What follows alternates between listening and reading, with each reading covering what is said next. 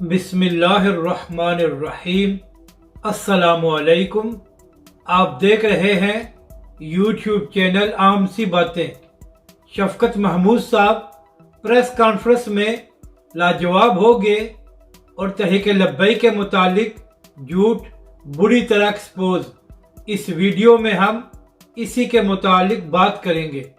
नाजरीन कराम, 2 दिन पहले शफकत महमूद साहब एक प्रेस कॉन्फ्रेंस कर रहे थे और उसमें रोना ये रो रहे थे कि जब से इमरान खान साहब ने लॉन्ग मार्च का ऐलान किया है तो शहबाज शरीफ की हुकूमत पीटीआई के कारकुनों को तंग कर रही है और इसके अलावा लिस्टें भी बनाई जा रही हैं कि पीटीआई के किन लोगों को गिरफ्तार किया जाएगा। इसके बाद शफकत महमूद साहब ने यह भी कहा कि लॉन्ग मार्च करना हमारा आईनी और जमहूरी हक है और शहबाज शरीफ की हुकूमत हमें रोक नहीं सकती। तो इस बात पर वहां पर मौजूद एक सहाफ़ी जिसका ताल्लुक शायद बोल न्यूज़ से था, उसने शफकत महमूद से यह सवाल किया कि चंद माह पहले भी एक लॉन्ग मार्च हुआ था, तो उस वक्त आपकी हुकूमत ने लिस्टें भी बनाई थी, रुकावटें भी खड़ी की थी और इसके अलावा कुछ लोगों को गिरफ्तार भी किया था।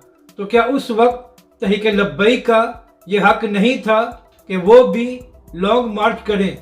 तो इसके जवाब में शफकत महमूद साहब ने गलत बयानी की और कहा कि हमने कभी भी किसी को प्रोटेस्ट करने से नहीं रोका। तो नाजरीन कराम, आप यहाँ से अंदाजा लगाएं कि ये लोग कितना झूठ बोलते हैं।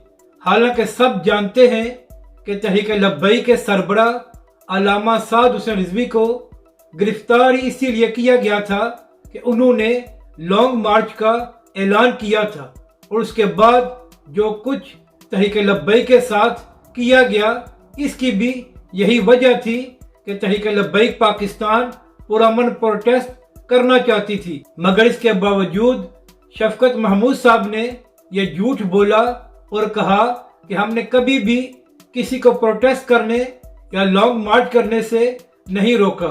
तो नाजरीन कराम, इस वक्त तहरीक इंसाफ के लोग बुरी तरह फंस चुके हैं, क्योंकि जब भी ये बात करते हैं कि प्रोटेस्ट करना और लॉन्ग मार्च करना हमारा कानूनी हक है, तो फिर लोग इनसे सवाल करते हैं कि तहरीक लब्बई का भी हक था कि वो लॉन्ग मार्च करें, लेकिन आपने उनके साथ फिर जुल्म क्यों किया? अपनी राय का जरूर इजहार करें कि आपको ये वीडियो कैसी लगी और हमारे इस चैनल को भी सब्सक्राइब करें।